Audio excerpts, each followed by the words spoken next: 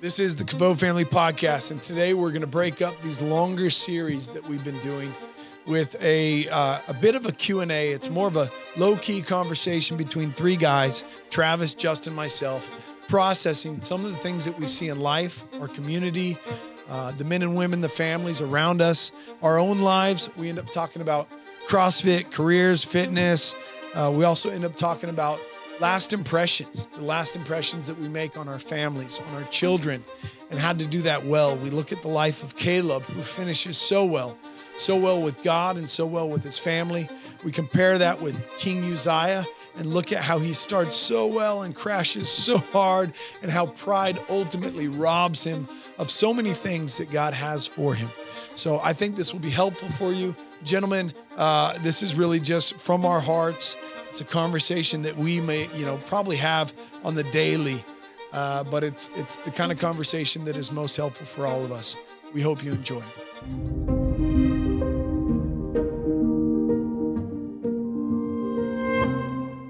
Well, welcome to the Kavod Family Podcast. My name is Casey Wilson, and this is Travis Shook and Justin Bonner.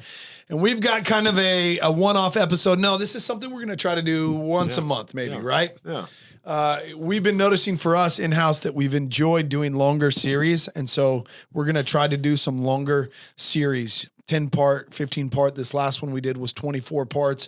It was a long series. Mm-hmm. And we want to kind of splice or break some of that up with some open dialogue, open forum, Q&A, just more conversation. Some of the stuff that you would hear from us if you were just hanging out around the gym or around us during the day. Mm-hmm. Life, right? The everyday actual life and questions and concerns that we're all going through. And so we're going to have maybe once a month we'll do this. Mm-hmm. Does that work? Yeah. Yeah, I mean, I think part of the if it's received well, people enjoy it, and it comes across well, and records really care well. If it's received, yeah, we're gonna force this one in there. Yeah, I mean, you're getting it either way. Well, there's a point in life that men just want to hear real life. Like, what are you processing through? To me, I think there's an element where I wouldn't go so far as to say that some of us guys that aren't pastoring in a formal church setting are pastors, but there is a level where there's a pastoral element to, like Travis's life or Danny's life. Danny is in some ways functioning in a pastoral role. But there's a level where, we have the blessing, I wouldn't say luxury, the blessing of getting to think about the Bible and think about the things of God and how to apply that to men. And we get to think about that in our individual lives as we are living life together, pursuing the goal of this ministry of glorifying God through the things we put out. And so we just wanted, part of it is, man, we just like to sit down and talk to each other. Like half of it is we just like to sit down and talk like, man, what's on your heart? Yeah. What's on your heart? What are you going through at home? Yeah. Like what? Part of it is just, we want to talk to each other and we want to, for you guys to hear kind of our heart, at least what's going on in our own quiet times, in our own walks with God. And I mean, because we spend a lot of time together, but we also spend a lot of time apart and doing our own thing devotionally. And so just... Yeah, and I think sadly, there's a lot of guys that work in environments to where they maybe haven't given themselves permission to get to this point with the guys that they work with. I did a lot of construction jobs to where it was very surface level what you talk about with men, right? And it was not just surface level. It was surface level day after day after day. And you can see them go home with a burden and show up to work with a burden. And it was just like, man, we're not processing life here.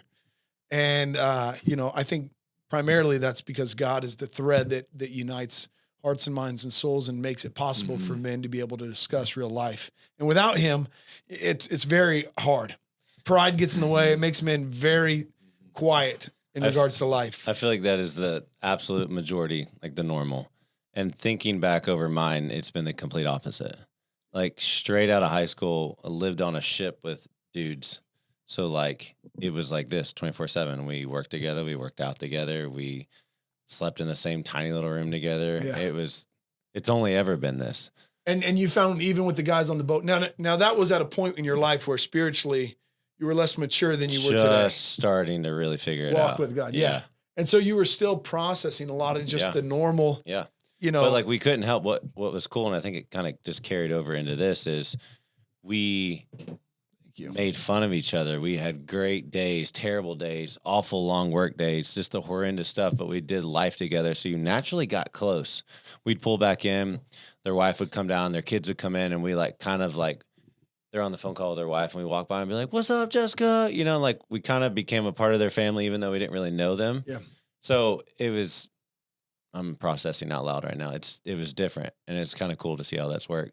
Because you have to do life together and be real and experience things. But it's just funny to me, and it's what we've talked about before with some of the stuff that we have going on that we've been working through, things that we want to do here at the gym as guys. There's a level where we go, okay, the outside world, the godless world creates this.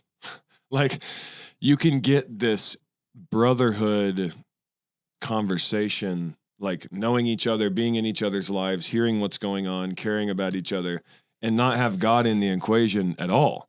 So how much more when we read the New Testament, it's just one another this, one another that, love one another, serve one another, help one another, bless one another, pray for one another. You work through all this, like, why are we not the best at this? I mean, like you get to like, most hospitable. I just think back, like I think back to construction. Yeah, I was a carpenter for almost 10 years, and it's like, every day of my life was spent with, you know, it would rotate, but the same few guys, 8 hours a day, every week, and 0 minutes of it were ever eternally worth anything until the last,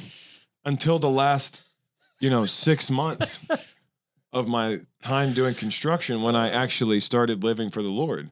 Then it was like a bunch of people going like, well, you know, are you going to smoke this or not? And I'm like, no, you want to talk about Jesus now? You know, like, no, I'm not. You know what I mean? Like, and so it's this level of, man, if guys can open up their eyes and see, you know, the dudes that work like, you know, electrical company, HVAC, that drive around in a van with one other dude every day. I mean, there's these two guys that work for Vans Electric. One of them's a Vanderwood. The other guy's this guy named Brandon. They've been working together for like 10 years. Right. Same guys every day, 8 hours a day, same van. I know.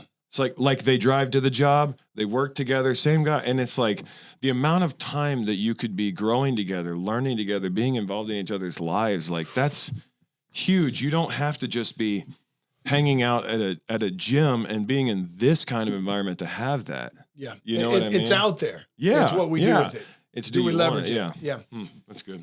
And I think you see, especially right now, if you're looking at culture, social media, all those things, I think there is a strong return to the household. You see a lot of fathers that are beginning to value family businesses again, at least that are just speaking out about their time working with their boys or finding a way to create a job with their family and working with their kids.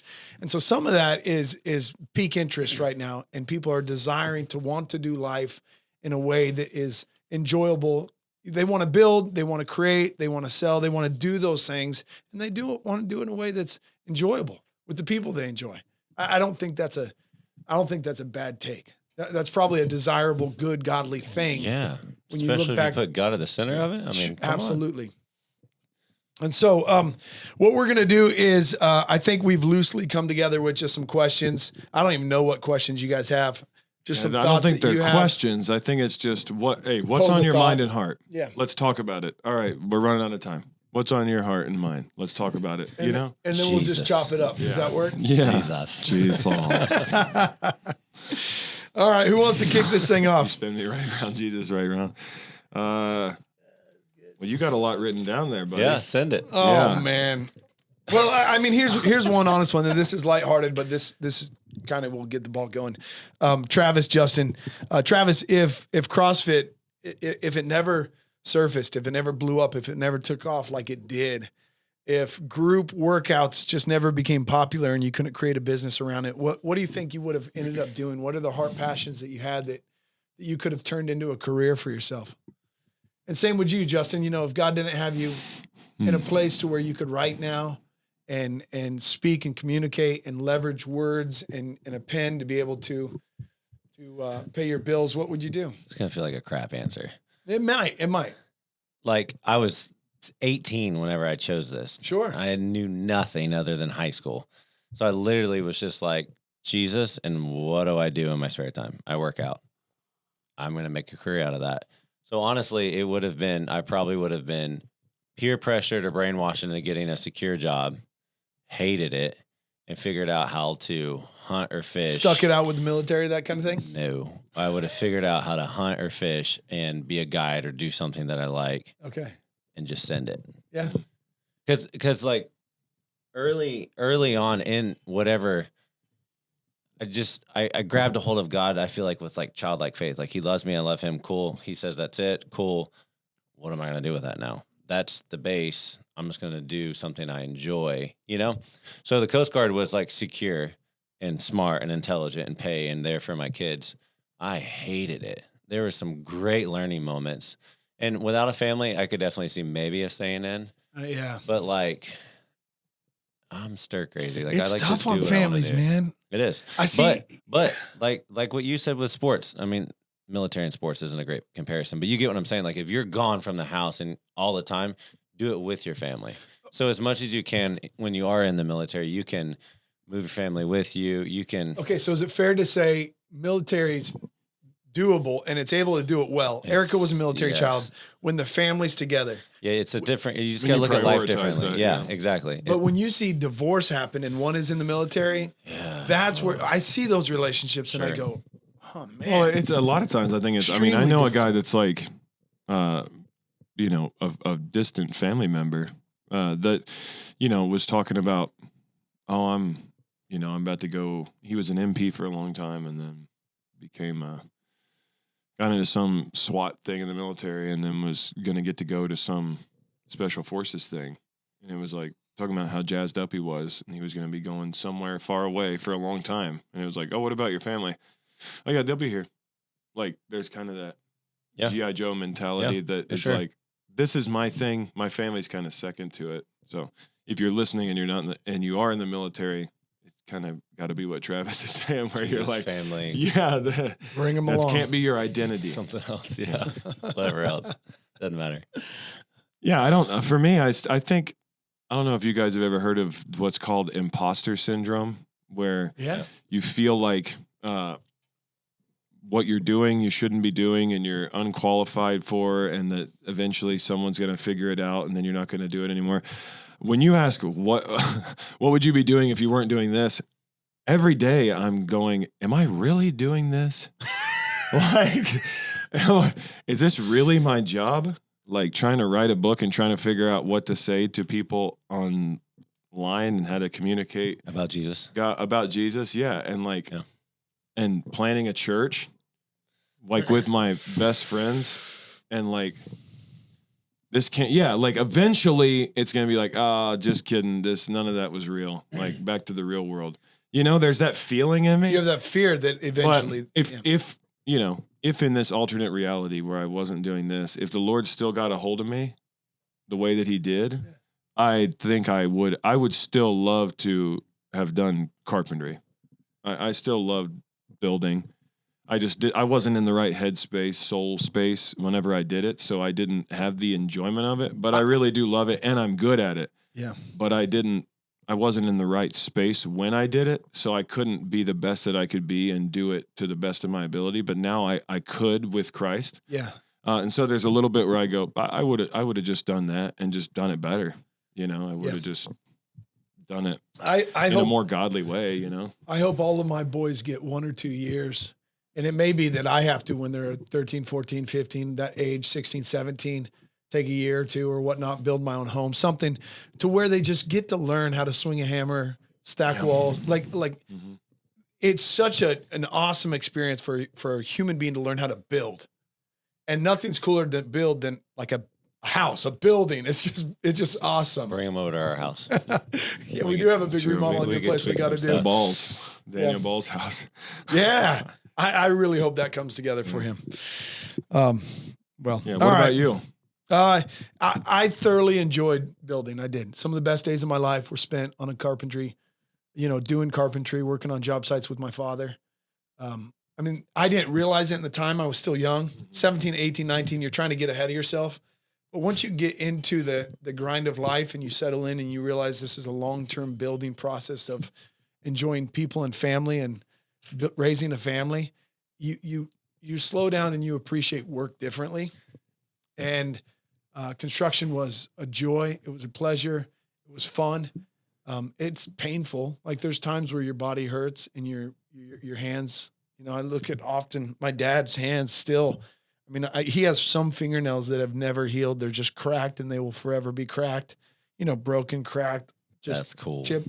And no matter what he does, they will never heal. And it's not like one, like the majority. And then I look at his body and, he's had hip surgery and knee surgery and all these things. And there's a toll, there's a tax that you pay when you do any manual labor day after day after day after day. There really is a tax. It's part of the fall is the hard part of the work, not the work itself. Even it's the hard part, right? Like they were gardeners before the fall, but it was now, by the sweat of your brow, you'll get out of the ground, My boys and I were clearing some area on our property where we just needed some more parking. And it was just overgrown with thorns and thistles. And so everything we cut, everything they pulled out, it was another sticker in their side or in their hand or a cut or this or that, and they come out in shorts and they're trying to be brave. And I'm like, dude, poor idea. Like get some gloves on. And eventually they're bleeding and then they go get their gloves. But we had a long, great talk about how, it was never intended that we would have to actually rip the weeds and the thorns and the thistles out of the ground. This is a product of sin, which is a parallel to yours in my life. Like, boys, what's in your heart? And we had a good talk. It was pretty cool. It was good. I like that. All right. Jump into some other things. What do you got? I'll go with what I've been, it's been months. I read it and it stood out to me. And we've been obviously with the Day of War books and the Lion of War series. And then Justin, your book and Boundary of Blood, this whole mantra has kind of been in my headspace. And it's kind of how we started Kavod and the whole nine is David's life and how much he was a man after God's own heart and how much he loved God. And I was reading through while I was listening to Day of War again recently, right whenever David was dying and he was transitioning the throne and the kingdom over to Solomon. And not only the weightiness of a king bestowing the next king, but also like a father's last words to his sons. And it was just like, whoa, like, how have I missed this? I've read this a million times. How have I missed this? And then I realized, so that's in 1 Kings chapter 2. And then also a similar take on it is in Deuteronomy 11:8, and then a little bit in 1 Corinthians about acting like a man and being strong. And I was like, golly, this is and I'm going to read some of it. This is a thread woven throughout everything, like in the Bible, right?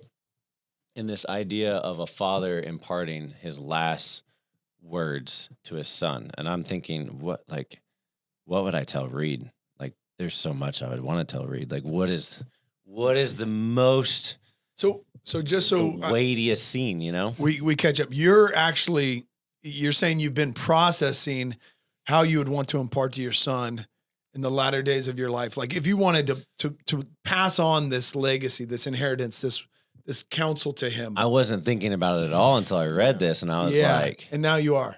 Whoa. Yeah. Like, I mean, not in a mean way, like not even thinking about Kavod at the gym, like whatever, just like life. Like, what's the point? Like if I die and he doesn't have me in his face talking to him every day, like, what's he going to do? Like if I had a sentence, 30 seconds, I'm on my deathbed, what am I going to tell him to steer him in the right way? And I'm just like, what would you say? This exact thing. And this is what Moses said. And this is what they talk about in the New Testament. It's just so simple. But like when we were talking before about, I was in the wrong headspace when I was a carpenter, and I would love to do that, and it would look differently now, but I'm getting to write and talk about men. And like me, I'm like, well, I love working out and I love Jesus, but like if you do this and I'm building suspense to this and God's the prize, you don't know where you're going to end up. Yeah. And honestly, you don't care where you're going to end up. Yeah, the calling is after. You're just like, God's enough. And you look back, like I remember I was like, I'm going to get out of the Coast Guard with a wife and 2 kids and have no money saved up, and we're going to start a gym. And I'm like, worldly, you're an idiot. That makes no sense. You're an absolute idiot. Leave stability. Yeah. And I was like, I'm going to do it. And now looking back, I'm like, oh my gosh, like I had no idea what God was going to do in me and in my wife and in my kids.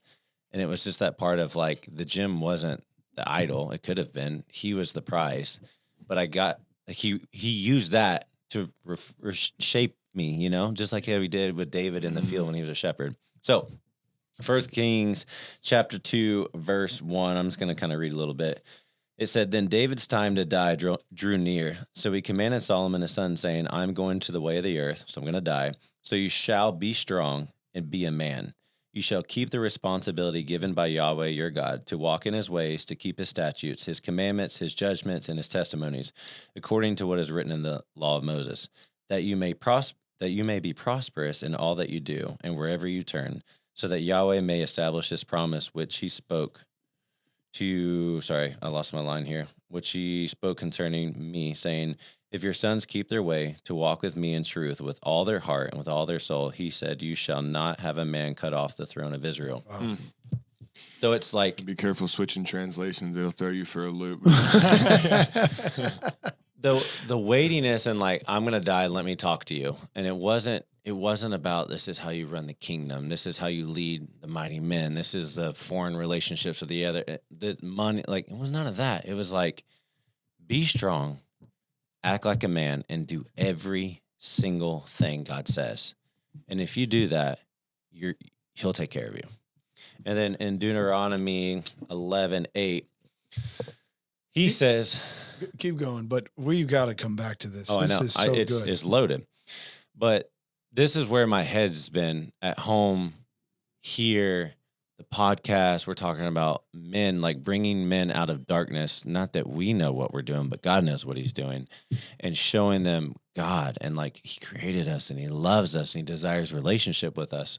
So Deuteronomy 11:8, Moses is talking. He said, you shall therefore keep the whole commandment that I command you today, that you may be strong and go and take possession of the land that you are going over to possess, and that you may live long in the land that the Lord swore to your fathers to give to them and to their offspring, a land flowing with milk and honey.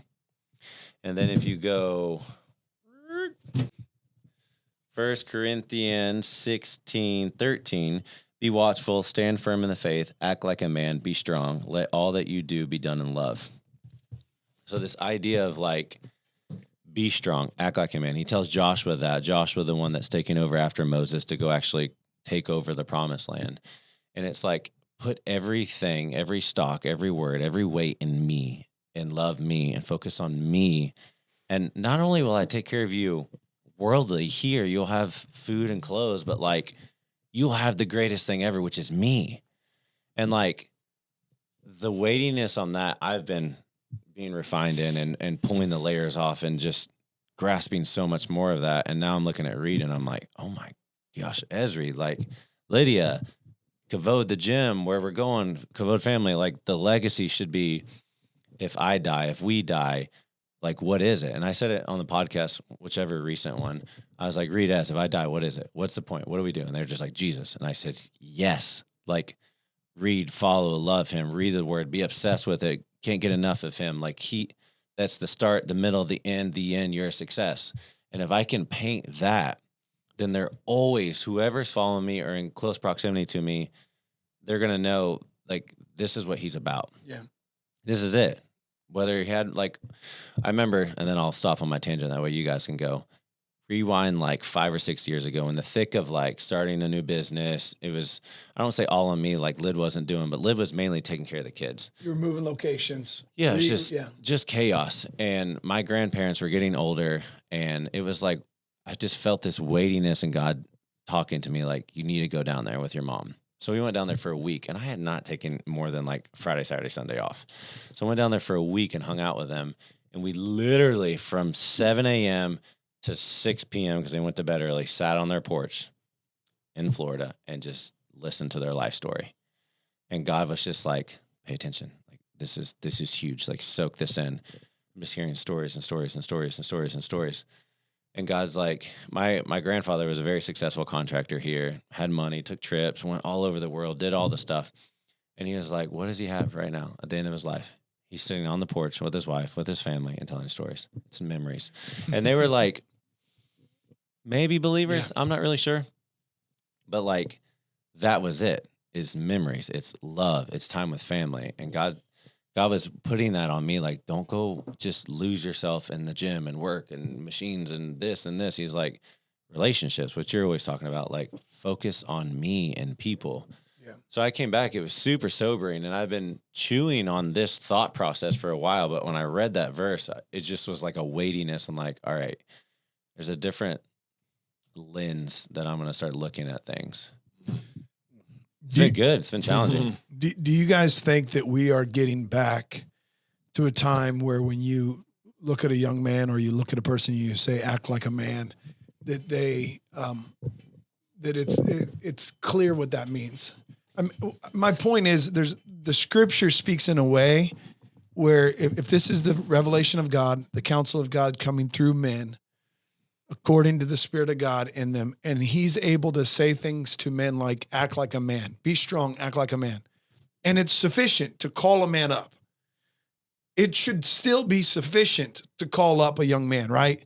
Like I can walk in a room with my boys and I can just say, dude, act like a man. And they understand. You didn't have to teach that them means that. so much. You didn't have to teach them that. Yeah. Yep. And that should never be distorted, right? Like that is the very thing that Satan was trying with all of the confusion, the gender confusion that we're living in, trying to rob the clarity just to be able to say to a man or to a woman, act like a man, act like a woman, right? Be honorable in God's sight according to your manhood. And I hope, and I think we are getting back to a place where that is good and right and everyone gets, yes, that's the right thing to say. Well, there's just like the redefining of what a man is, what a woman is, and I'm not even just specifically talking about, transgenderism and all of that. There's a reality where I'm talking about from the standard of the Bible itself, we've distorted what a man is. And I mean, by God's grace, that's our whole goal here. I mean, as a ministry is to restore the men to manhood, and in turn that will rebuild families, which will in turn save the world. Like that's literally the whole, like, right. I mean, that's the whole, I think that's the order. That's the way it happens most of the time. None of that is divorced from the Holy Spirit and from the work of God. Oh, yeah, it doesn't work without them. Yeah. Like that's not, Yeah.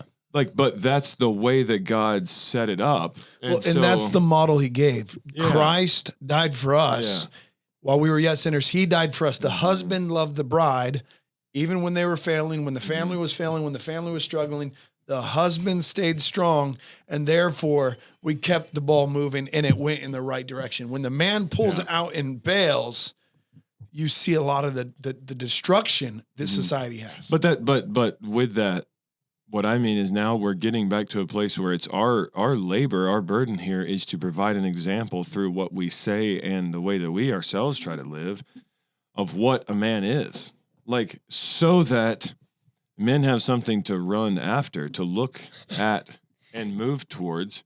And, and think about. I just think there's a level of, like, men are either pursuing the wrong picture of masculinity, the one they've seen growing up, or they're afraid to pursue what they feel is correct masculinity because it's kind of tamped down. But it just takes one. I mean, you look at Moses, you look at David, obviously you look at Jesus, you look at Samuel, you look at all these people who are, it was one person, they're like, I'm just doing what God says and I'm going to send it.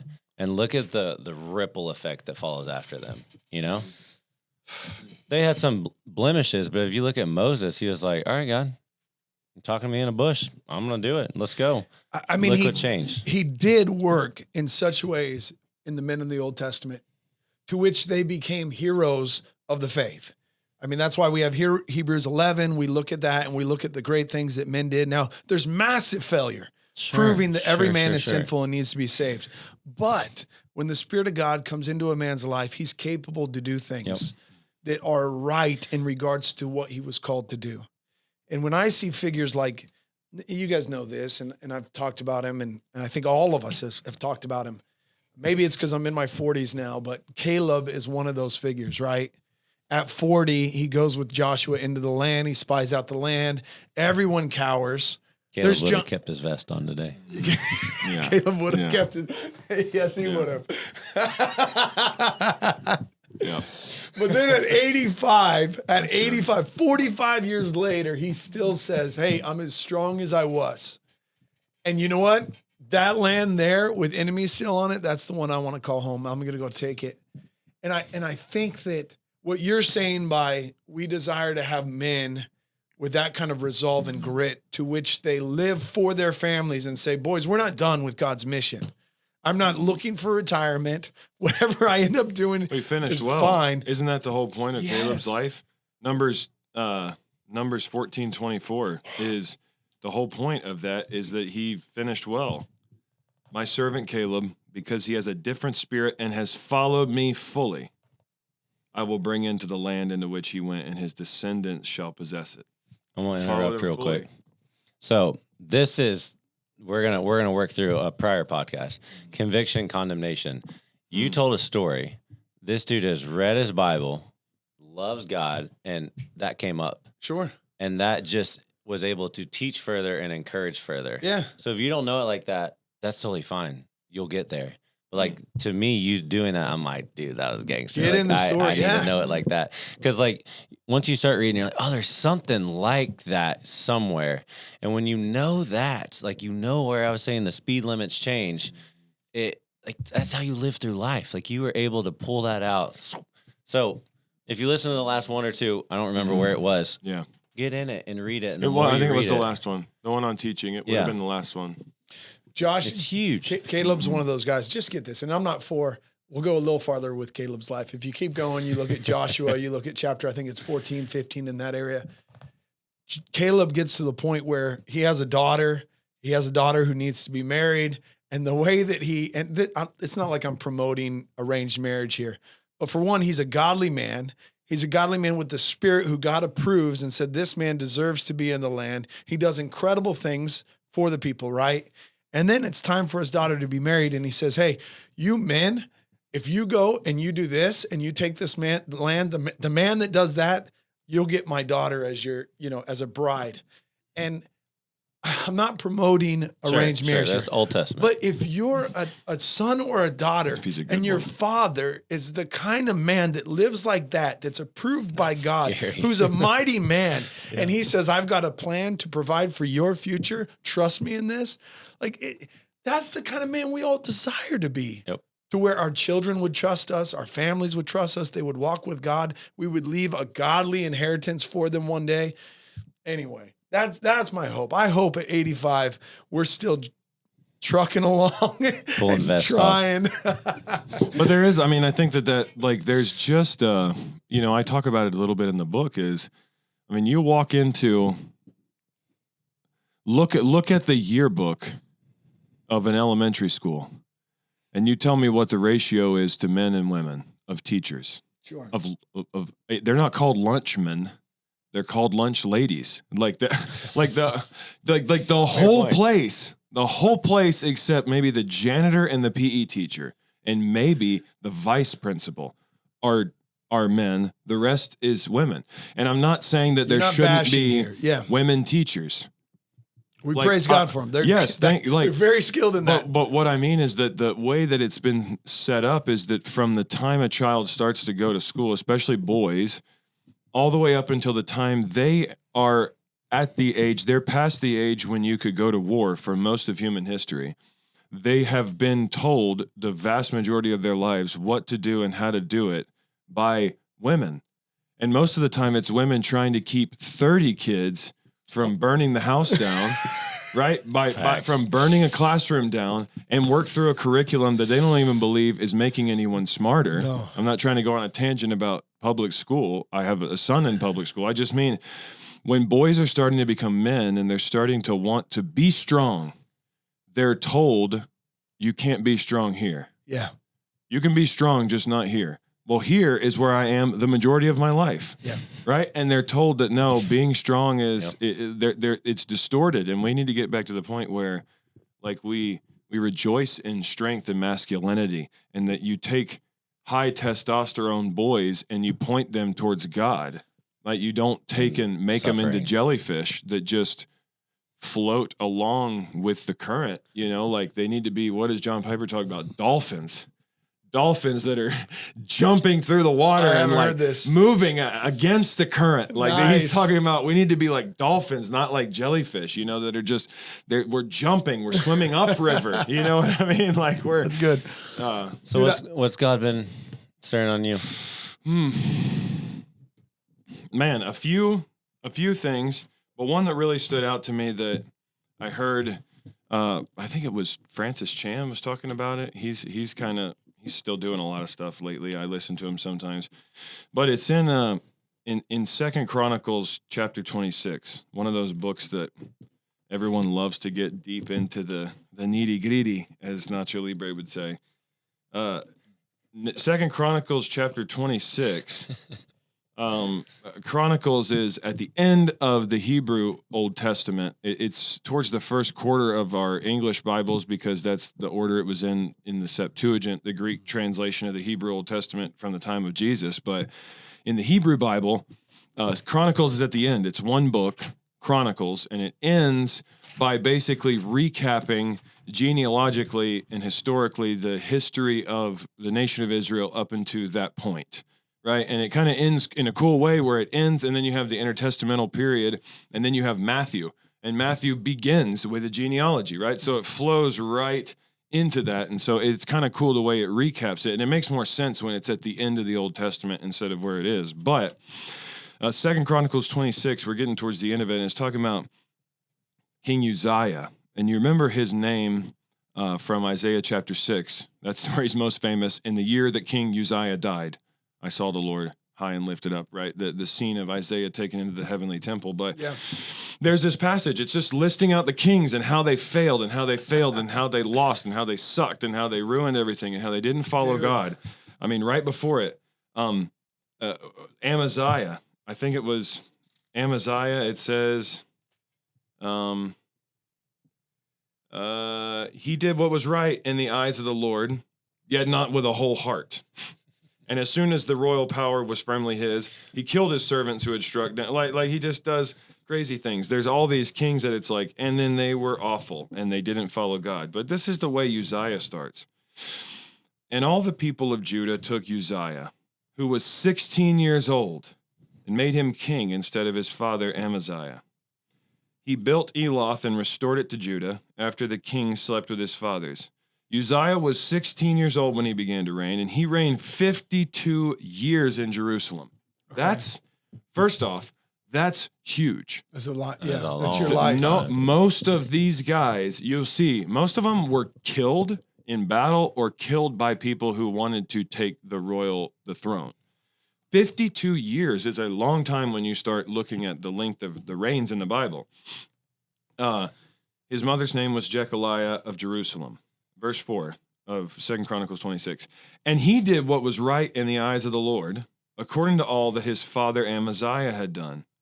He set himself to seek God in the days of Zechariah, who instructed him in the fear of God. And as long as he sought the Lord, God made him prosper. And then it moves through this whole verses 6 all the way down to 15, where in 3 different ways, right? He goes out to make war and he wins against Philistines.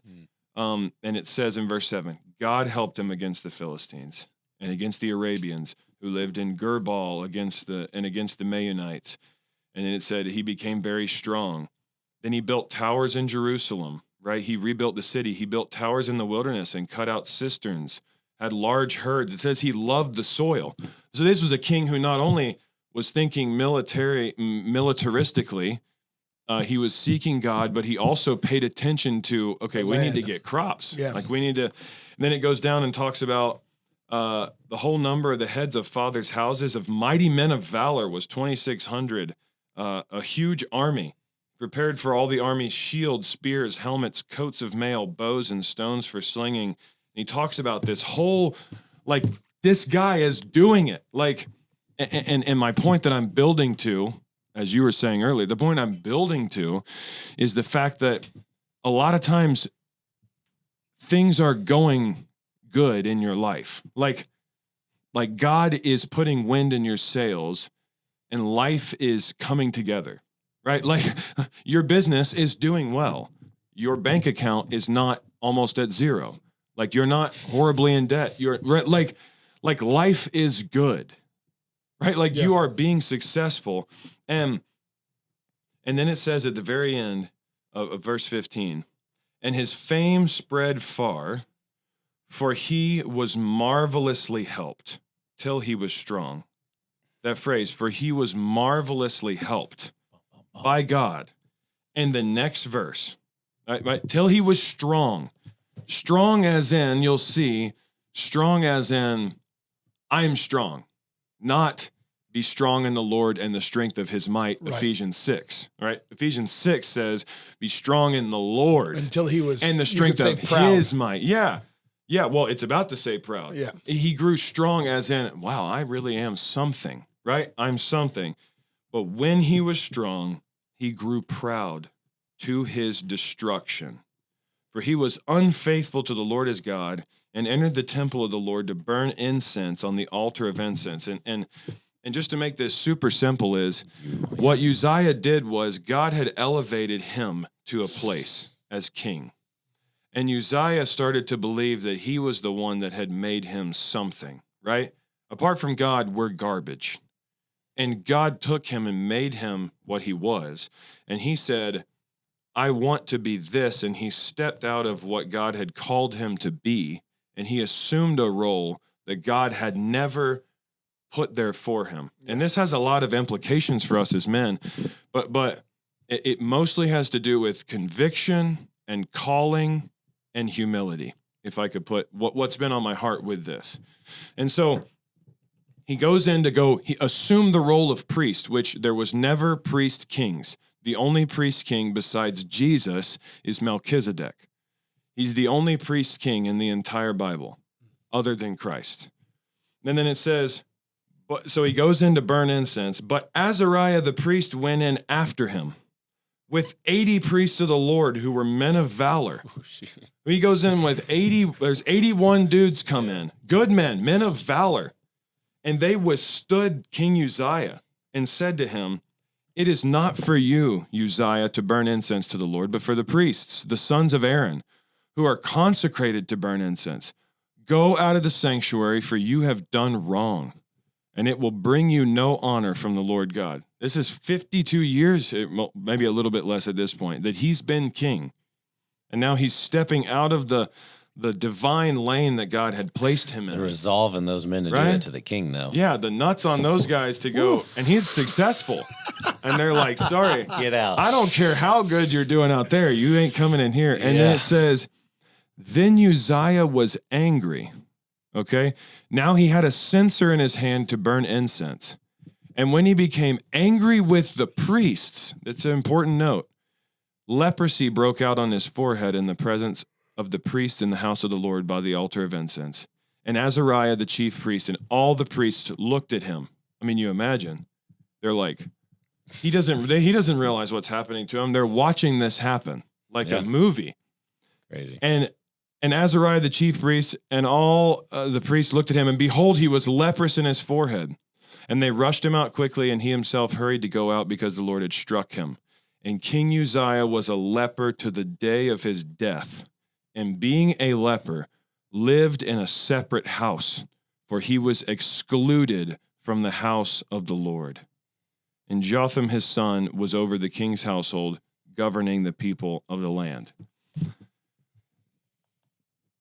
The thing that's been on my heart and my mind about this is that God divinely puts us into situations and directs our lives.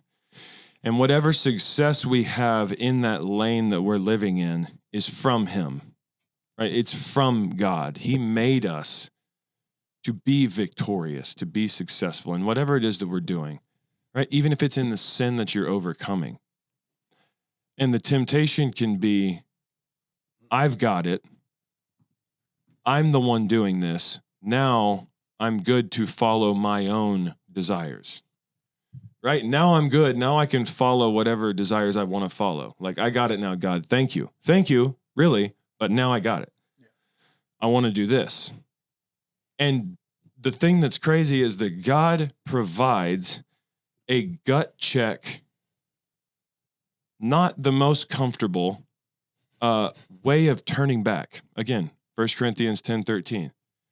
God is faithful, who will not allow you to be tempted beyond what you're able, but with the temptation will provide a way of escape. He sends these priests to confront him, right? We've been confronted as men with, hey, that was out of line. Or, hey, you're going the wrong way. I mean, we've had these conversations. Look, you don't see what you're doing right now, but this is the way to death. And God puts that in front of him in the form of these priests. They're keeping him from walking off the ledge. And when he got leprosy was when he became angry at the agents of repentance that God had put in his life. Yeah. Like, when God put those priests there, it was when he became angry at them who were doing the right thing. They were doing what God wanted them to do. They were being obedient and saying, you can't do this. He became angry with them and got leprosy. And his punishment, because of his sin, was that he died apart from the house of God. David said, my only wish is that I can dwell in the house of the Lord all the days of my life. Like, he didn't ever want to leave church. And his life ends with, after a life of obedience and blessing, he didn't finish well. And I think it parlays exactly with Caleb. Yeah. He didn't finish well because he became proud. And so many men are proud and arrogant and think that they are the ones that are doing anything, right? Like Paul Washer said, the only thing I want on my tombstone is I have contributed nothing to my life, to my salvation, but my sin. And I've contributed nothing to my ministry, but my weakness. God has done it all. It's that, it was Hudson Taylor or one of the great missionaries. Here lies a wretched worm. Yeah. So well, that's going to be correct. That's going to be mine. Here lies a man marvelously helped. Marvelously helped. Dude, that's right. Like, that's life. But I think there's so many men who are feeling that manhood, and maybe this goes back to what we were talking about. Manhood is getting to a point where you got this, right? Masculinity is not getting to a point where you're self-sustaining. Yeah. Sure. Right? That you're a strong, independent man who doesn't need any help from anyone. Yeah. That's the opposite. And this is saying, okay, go ahead and do that. But realize that at the end of that road is destruction. To have a governor in your life, like a governor on a car, only when it comes to pride. Scooter. Like, so we've got a transit van, and those things, the 15 passengers, they shut down at 75. Like, I can't do 76. My car does too. Unless I'm the speedometer only goes to 80. Yeah. But like, no matter how hard you try, unless you're going, I guess, downhill and just coasting, you can't go over, right? But to have that when it comes to pride, to all of a sudden, and I think that's what walking with the Spirit is. It's to be that close to the Holy Spirit to where pride, like, what are you doing? You are walking in your own counsel. It's a dad to start, It begins as a young age with your, a father. You see it with your son as he grows older, he gets stronger. He's like, let's go. Mom, let's wrestle. And he starts to feeling himself. And you can feel when it's just fun and playful and he's starting to think he's a man. And you check that, but if you do it and teach with it's the building blocks for later. Well, with my son, it seems like it started with the mouth before the body. 100%. Which means to me, but isn't that kind of your family gifting? Well, sure. Yeah. Yeah. One of your strengths. Yeah. You guys are witty. Yeah, we're good at tearing each other down with our words. Yeah. Wit is very good. What did you do? Yeah. But no, it's out of the mouth, the heart speaks, right? Isn't that what, out of the multitude of the heart, I think the mouth speaks is what the proverb says. And so I see in my son that it's in his heart is he's feeling himself. It's, I'm getting a little big for my britches now, right? And there is that level of correction that's needed. But I think if we don't start out right and we don't hammer into ourselves every day and into God or into our kids every day that salvation belongs to the Lord, and you are what you are by the grace of God, and however you die, that's by the grace of God too. Like just that level of, yes, Jesus loves you. Amen. Praise God. Identity. That's what you need. But understand that you did not contribute to that. My daughter last night, she's starting, she's only 4, but she starts to look at me and say things where I go, wow, you really do love the Lord. Like I can just see that level of understanding there. You know, I said like, man, I love you. She's last connecting night. life to Yeah, God. I'm like, man, I love you. And you know, Jesus loves you too. And then she's just said, but do you still love me whenever I lie? And there's that level of like, okay, you're already picking up on the fact that you feel because of my actions when I'm disciplining you, that my love for you has wavered based on your mistake, your sin. Like that's already, now you're thinking that my love is predicated on your obedience, right? That's not what we're saying, right? That I think that's something we have to always put out there, but we do say it's free grace, but it is grace. Like it's a free gift to you, but it's a gift, right? Salvation is not because God had to, it's because God chose to place his love upon you. And so that should crush pride, right? Philippians 2. It's God who is at work in you both to will and to do. Yeah. Right? It's God working in you to create the peaceable fruit of righteousness, or whatever it says in Romans. And if you read this, going back to our last few episodes, you start to understand when you're starting to be prideful, and when that little thing starts and you just kill it, you eradicate it with the word and you turn away from it. And it sounds super simple, but it really is that simple. If it starts small and you're like, wow, look at this. Like Reed the other day, he's brought it up a few times because he's just kind of understanding Kavod Family, the gym. It's not just one thing, but he'll see like a lion sticker somewhere in town. He goes, "Who's that?" And I'm like, "Well, let's see." And I can tell him. He's like, "Gosh, look at this." He's like, "How have you done it? How have you?" I said, "I don't have a clue." And he kind of just like, "Okay." He's like, "No, but like for real, like how do you have these meetings and know what to say and how to do this?" I said, "Buddy, literally 90% of the time, I don't have the slightest clue on what we're doing." I said, I know how to train people and coach, but like, I know that this has to stay fixated on God. So when things come up, we pray, we walk with him, we read. And if we don't know, we say, God, I'm sorry. I think this is what you're wanting. If it's wrong, steer us the other way. And I said, everything that's happened has been through him and by him. And the moment that I start to like, check that, like when I feel that, I'm like, I need it in the word. It's not me. I'm going to run into the ground. Cause there's seasons of it, especially early on, where I'm like, okay, we're not dying. Like everything's kind of okay. I got this. And then I'm like, okay. I got it. And like, it took years of grabbing, letting go. Now I'm just like, even whenever there's crazy moments and it doesn't make sense in a worldly standpoint or financial or staffing or whatever, I'm like, man, it feels good to not have to stress about this. And Reed's like, what? I said, I don't have the answers. So there's a sense that, and I know this is true in my life, because every man is proud, and I've had my proud moments that have led me to foolish decisions and choices and mistakes and all those things, right? There's a point where, though, even those proud mistakes, like David, you can be a Uzziah or you can be a David, right? David in his pride horribly fails. David, by the grace of God, turns and comes back to God, right? Yep. Rather than faced with 81 and gets angry, valiant men of God, and gets angry and presses even further into that pride. And so I think there's a point that we have to realize as men that gentlemen, we are all going to, I'm working through this with Nate, with all of my kids. You know, there's a moment where you're butting heads with an opposition in life and you don't want to lose. The prideness just doesn't want to lose. I want to win. I want to be the best. I want to be the strongest, to where we have to humble ourselves, walk in meekness, and turn and walk away from a situation or come back to God and say, God, guide me because I'm about to make a foolish mistake. Yeah. That never ends in the life of a man. No, Lord, no. It just doesn't end. It's hidden in different shades. You're not caring about the workout, but you're like, I want to do this. And it's the same thing as your son for you, just different stakes and scenarios. It's the same. Yeah.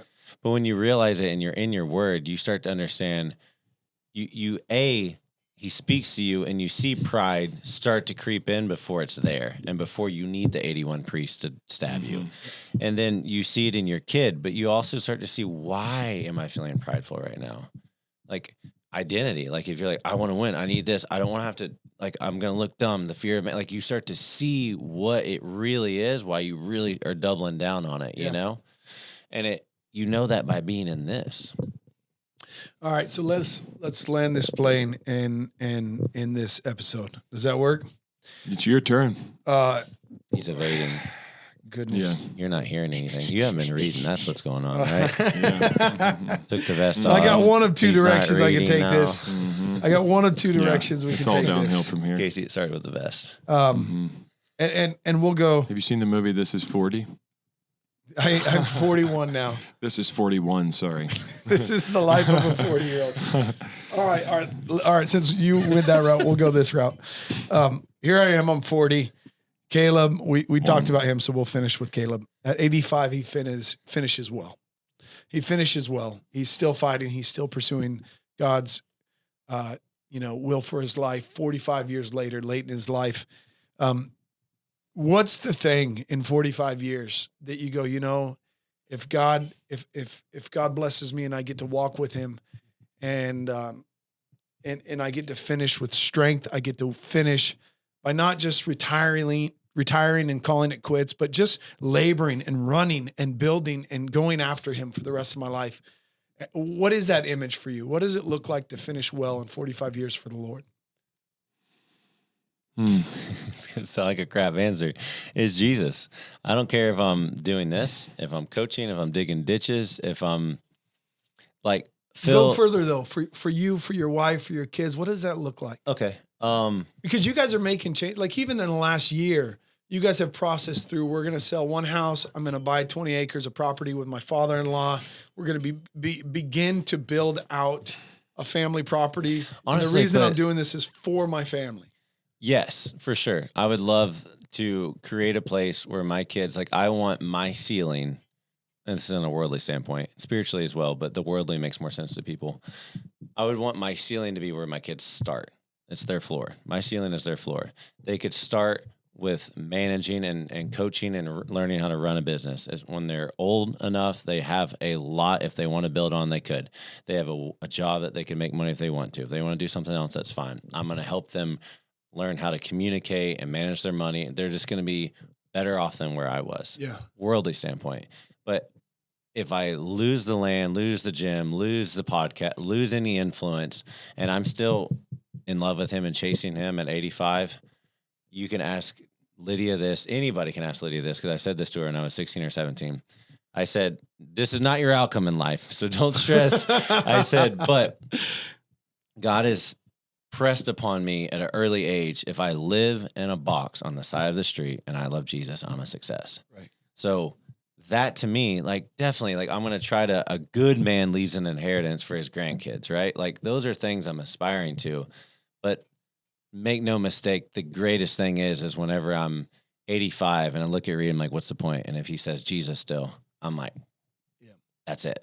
Yeah. Ezra the same, Lyd the same, anyone in my sphere around me, that's it. What's your, in short, and make this short, in regard to Caleb, because I think that if God came to you and said, hey, I want you to live in a box on the side of the street, great. That's your Caleb moment because he told you to do it, right? But the hope, and that's what a lot of Christianity has, a hope, right? There's a hope in what God's building with Kavod and what he's doing with combining you and Danny, all of that under one building, one larger complex compound. What's the mark? I mean, we live in a town here in Franklin. We're real close. We're hoping that everything goes through with this next property that we're pursuing, where everything comes under one roof. We can bring multiple businesses together, all under one place. The goal of that, it's not just profit. The goal of that is to provide a place to where families, young and old, can walk in and enjoy life and grow.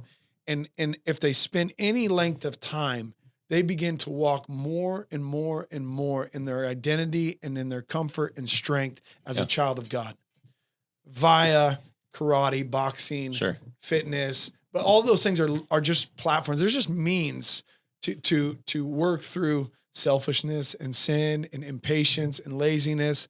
Like you're trying to work all that out through physical life means, right? I mean, how do you see that? What's your hope for that in 45 years? You just said it. Well, in 45 years, I want my son and daughter to have caught the vision. It doesn't necessarily, it's not contingent on being in the building, but like I would love to have led the next generation, whether it's my son or a younger midway point, someone else to run with a vision, not of like you said, the gym and whatever's happening in that building. It's just it's the lure to bring people in to tell them about Jesus, but that the next leader has caught the vision and is chasing after God. It literally, I keep coming back to the same thing, but I can't make it not about the same thing. Because if we have an awesome building and all the men in town,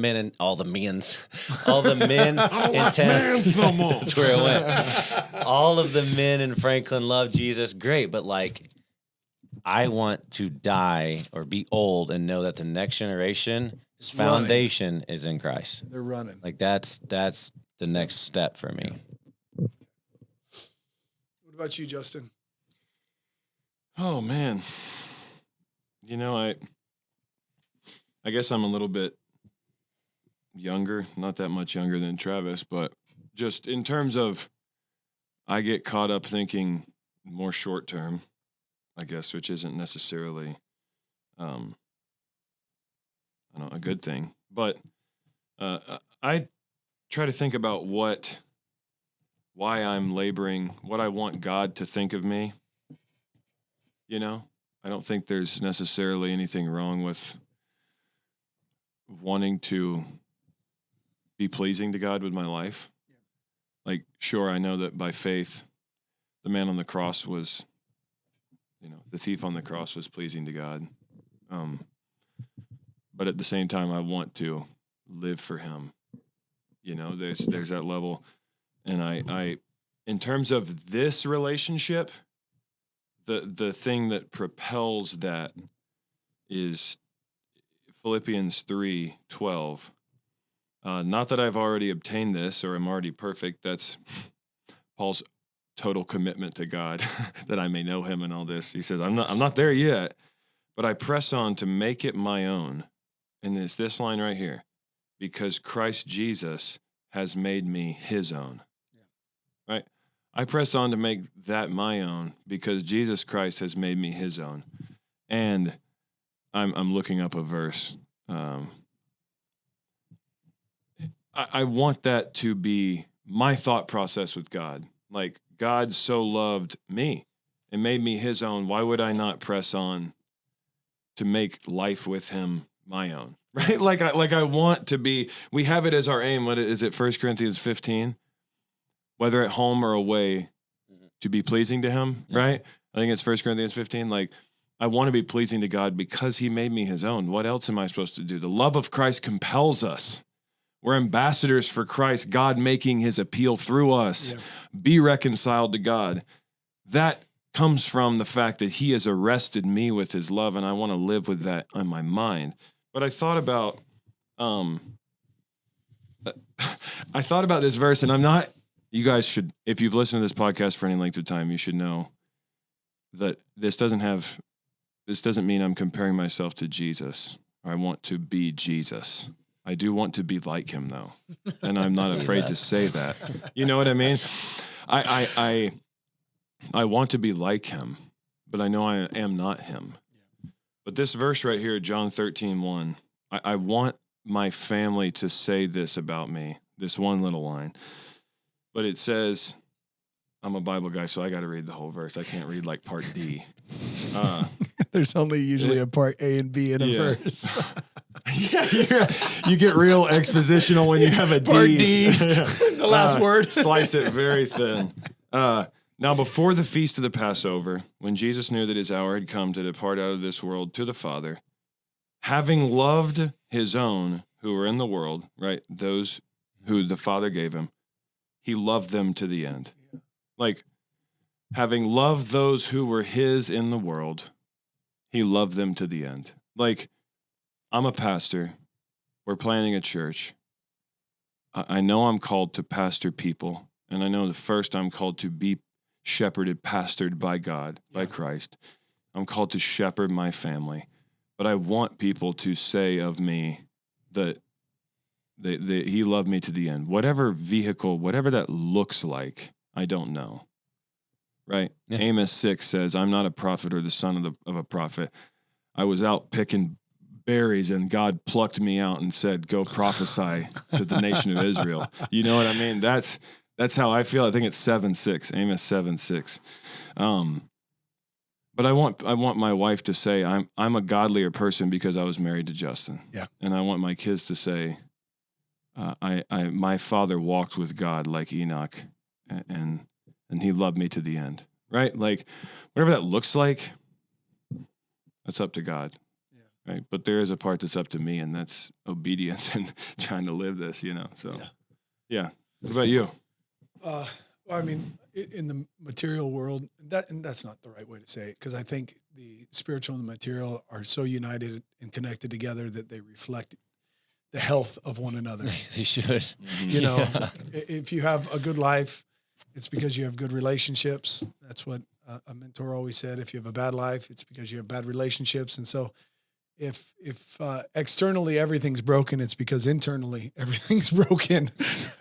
And if you get everything right with God on the inside, and you can work through yourself and take dominion of yourself and start working through it, usually you begin to build the inside pretty of the good cup, right? Yeah, you get pretty good relationships on the outside. That's just kind of the process.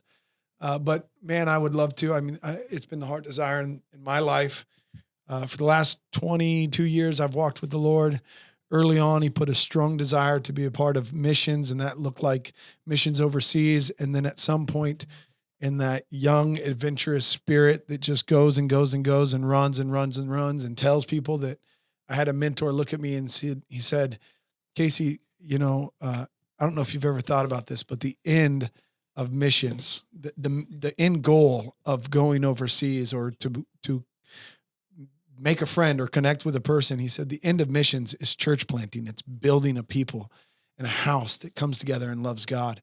And it changed my paradigm on things. It put a lot more value on the present. It put a lot more value on longevity, being in one place for a long length of time. Put a lot more value on, rather than just chasing the next adventure, actually setting down and building, almost like what Uzziah was doing in the beginning of his life, right? Yeah. When his heart you look at what he's fixated, doing and you go, everyone was benefiting from what this man was doing. As he grew strong in the right way, everyone was benefiting.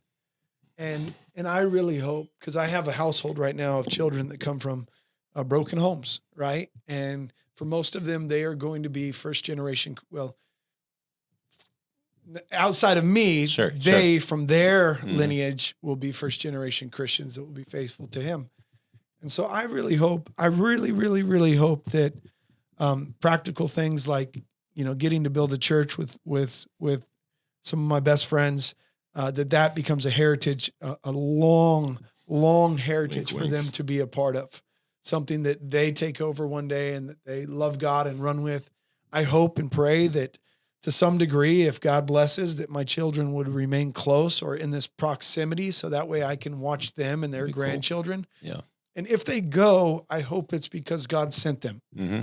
And they don't just go because they're pursuing some prideful investment of their own career life. And I know God works in all those ways, but I think there's a lot of fracturing that's happening in family purely based on chasing the dollar. Yeah. Yep. Career opportunity. And you go chase a career opportunity that makes you leave 10, 20, 30 years later, you come back and you go, man, I could have done something else and been within proximity and built life with the people I love and the people. So I hope that they taste that. Yeah, I do. I hope and pray that I get to look in the faces of son-in-laws and daughter-in-laws, and I get to rejoice that they are men and women that walk with God.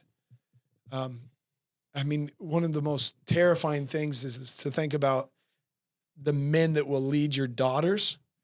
It's different to think about, I really hope my boys become the kind of men that lead my, other daughters. A lot less scary, yeah. Both of those are difficult tasks. They're different kind of tasks. To teach a son to become something, to teach a woman to see something, like they're different tasks, right?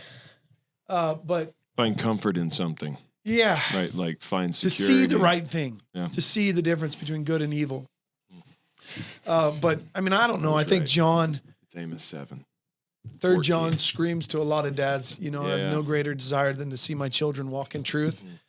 Man, that would be it. I don't mind growing old, hurting late into life, having many calluses at 8 still on my hands. You won't. I don't have I don't have big hopes of one day getting to retirement to where I can slow down. If that happens, the mission's just going to change. We're going to go build something else. Yeah. But I really hope that I get to finish in a way to where I get to see. Every man wants to see the fruit and the joy of a godly life. Retirement's pagan. That's a t-shirt. We might have to make that bad boy. Retirement's pagan. But I'm with you guys. I just want to see, when I was younger, I had this desire to go, CCC. Sure. Yeah.